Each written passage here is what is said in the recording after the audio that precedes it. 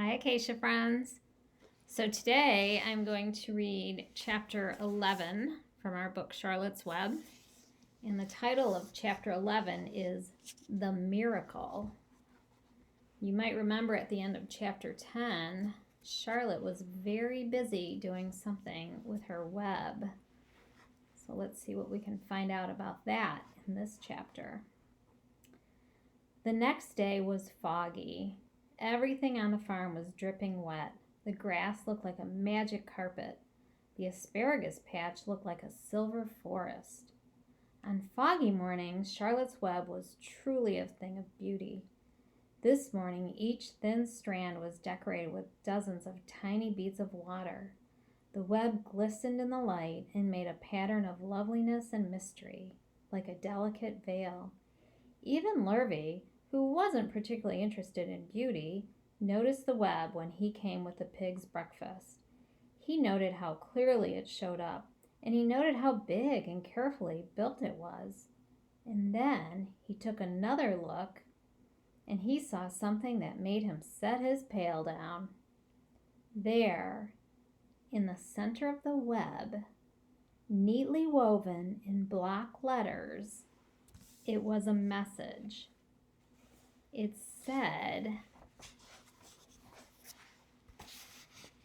"Some pig."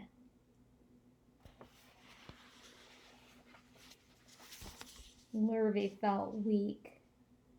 He brushed his hand across his eyes and stared harder at Charlotte's web. "I'm seeing things," he whispered. He dropped to his knees and uttered a short prayer. Then, forgetting all about Wilbur's breakfast, he walked back to the house and called Mr. Zuckerman. "I think you better come down to the pig pen," he said. "What's the trouble?" asked Mr. Zuckerman. "Anything wrong with the pig?" "Not exactly," said Lurvy. "Come and see for yourself." The two men walked silently down to Wilbur's yard. Lurvy pointed to the spider's web. "Do you see what I see?" he asked. Zuckerman stared at the writing on the web. Then he murmured the words, "Some pig." Then he looked at Lurvy. Then they both began to tremble. Charlotte, sleepy after her night's exertions, smiled as she watched. Wilbur came and stood directly under the web. "Some pig," muttered Lurvy in a low voice. "Some pig," whispered Mr. Zuckerman. They stared and stared for a long time at Wilbur. Then they stared at Charlotte. "You don't suppose that spider—" began Mr. Zuckerman, but he shook his head and didn't finish the sentence. Instead, he walked solemnly back up to the house and spoke to his wife. "Edith, something has happened," he said in a weak voice. He went into the living room and sat down, and Mrs. Zuckerman followed. "I've got something to tell you, Edith," he said. "You better sit down."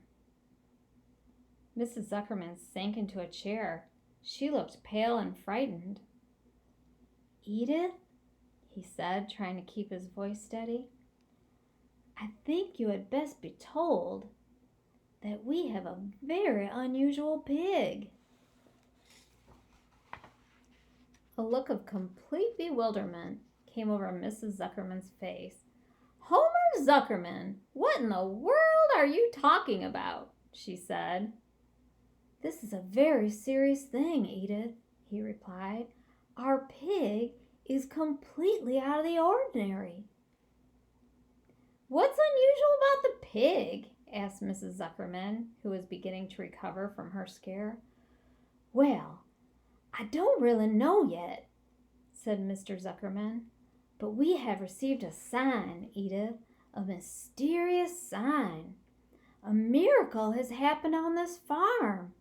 There is a large spider's web in the doorway of the barn cellar, right over the pig pen, and when Lurvy went out to feed the pig this morning, he noticed the web because it was foggy, and you know how a spider's web looks very distinct in a fog.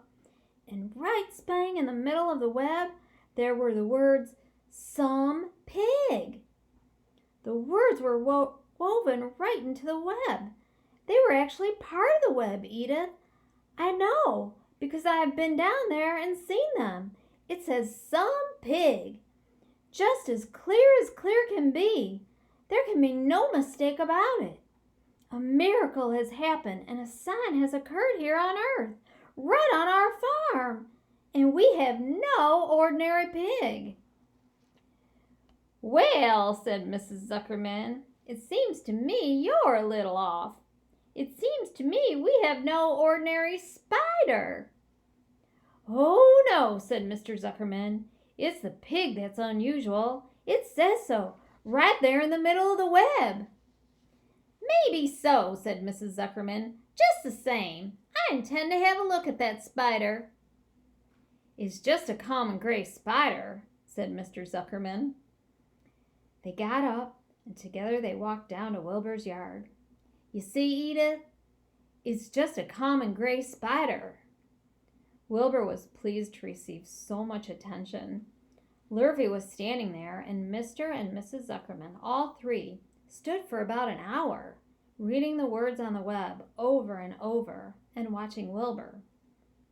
Charlotte was delighted with the way her trick was working. She sat without moving a muscle and listened to the conversation of the people. When a small fly blundered into the web, just beyond the word pig, Charlotte dropped quickly down, rolled the fly up, and carried it out of the way. After a while, the fog lifted. The web dried off, and the words didn't show up so plainly. The Zuckermans and Lurvy walked back to the house. Just before they left the pig pen, Mr. Zuckerman took one last look at Wilbur. "You know," he said in an important voice, "I've thought all along that pig of ours was an extra good one. He's a solid pig. That pig is as solid as they come. You notice how solid he is around the shoulders, Lurvy?" Sure I do," said Lurvy. "I've always noticed that pig. He's quite a pig." "He's long, he's smooth," said Mr. Zuckerman. "That's right," agreed Lurvy. "He's as smooth as they come. He's some pig."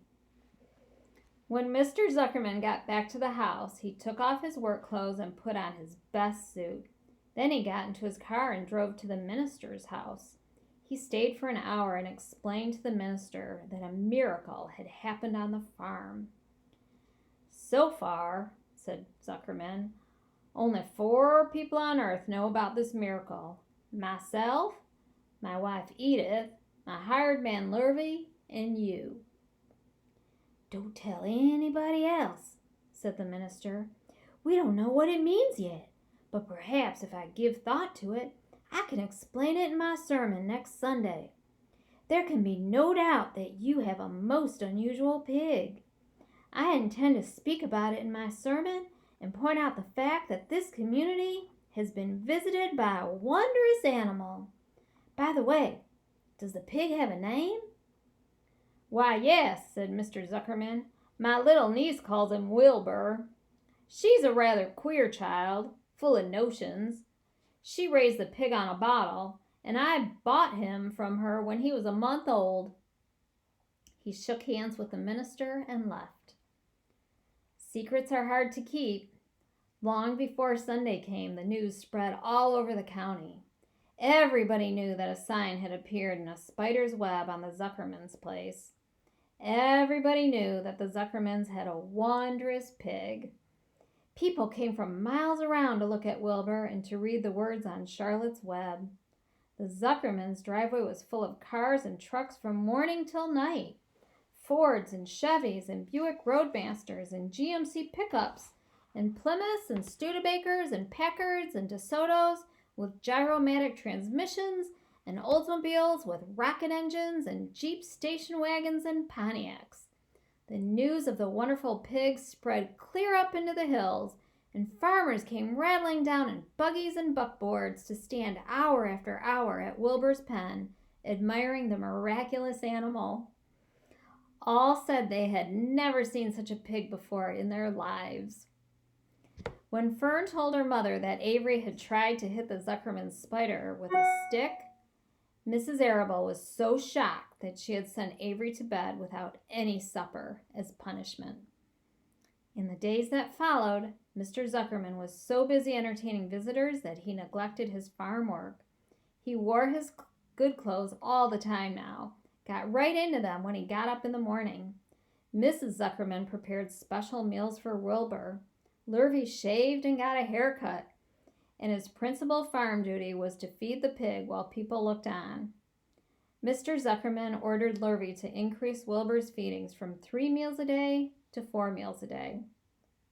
The Zuckermans were so busy with visitors, they forgot about other things on the farm. The blackberries got ripe, and Mrs. Zuckerman failed to put up any blackberry jam. The corn needed hoeing, and Lurvy didn't find time to hoe it. On Sunday, the church was full. The minister explained the miracle. He said that the words on the spider's web prove that human beings must always be on the watch for the coming of wonders. All in all, the Zuckerman's pig pen was the center of attraction. Fern was happy, for she felt that Charlotte's trick was working and that Wilbur's life would be saved. But she found that the barn was not nearly as pleasant. Too many people. She liked it better when she could be all alone with her friends, the animals. And that's the end of the chapter called The Miracle.